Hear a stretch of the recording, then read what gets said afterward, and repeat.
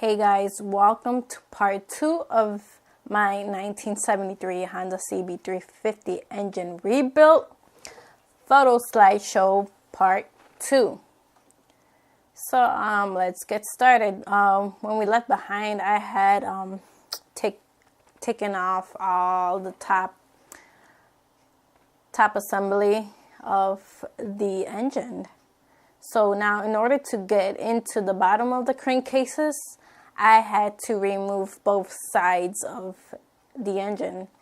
So I started with taking the right crankcase cover.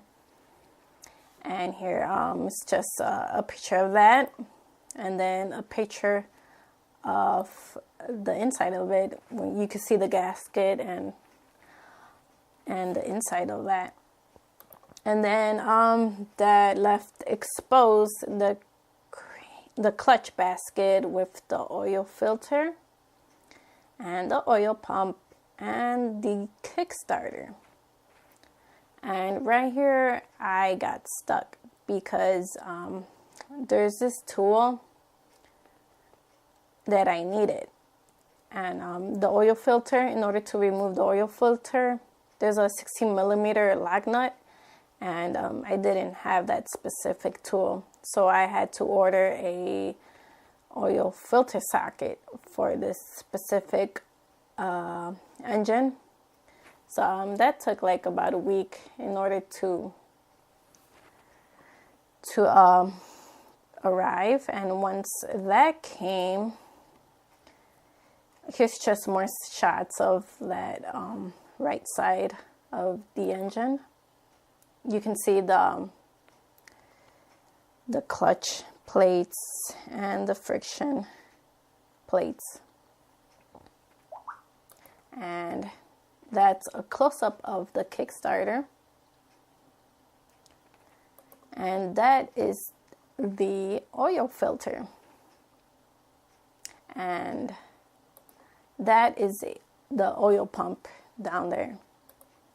And just some more close-up photos of this right side of the engine. And then I finally got that socket that I needed in order to remove the oil filter. And once that was off, that's what it looked like. And then once I got that off, I removed the clutch basket, which consists of all the friction and clutch plates. The clutch springs. This is just one, there's more. And then once that clutch basket was removed, this is what that side looked like. And then I removed this piece in which holds the clutch and the friction plates. And then after that, this is how it looks like.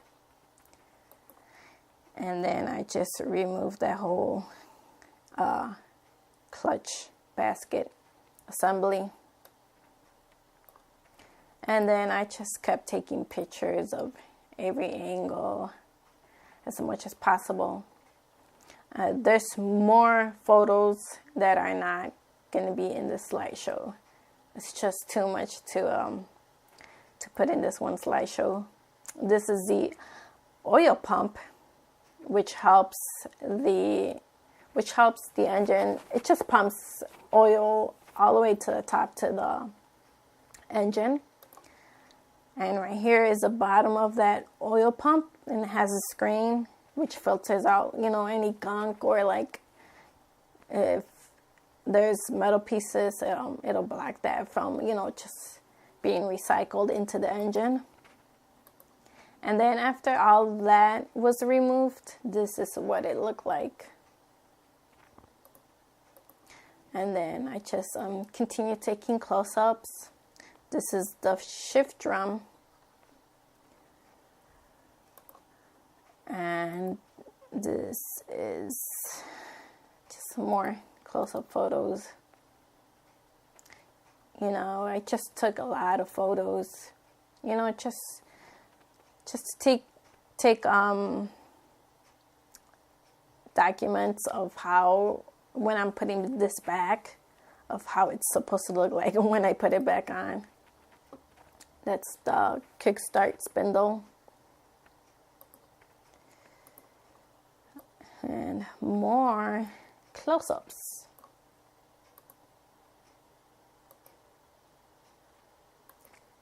And then once that side was done, I moved on to the left crankcase cover. And right here in this photo is the stator. And then this part of the left crankcase, that's where the drive chain goes, and of course it's going to be a sprocket for the drive chain. But right here it's been removed, and in this particular engine it's just so dirty, gunked up. It was really dirty. And then there was times where some of these screws they were stuck and then just stripped, and then I had to use a screw extractor to remove this. When I was disassembling this engine, I had learned that for the Japanese screws, they're not Allen screws, they're GIS. I forget what's the abbreviation for these, but they use it's just a different kind of screws. And so when you're working on these Japanese bikes, you have to take note that they're not Allen screws, they're GIS screws.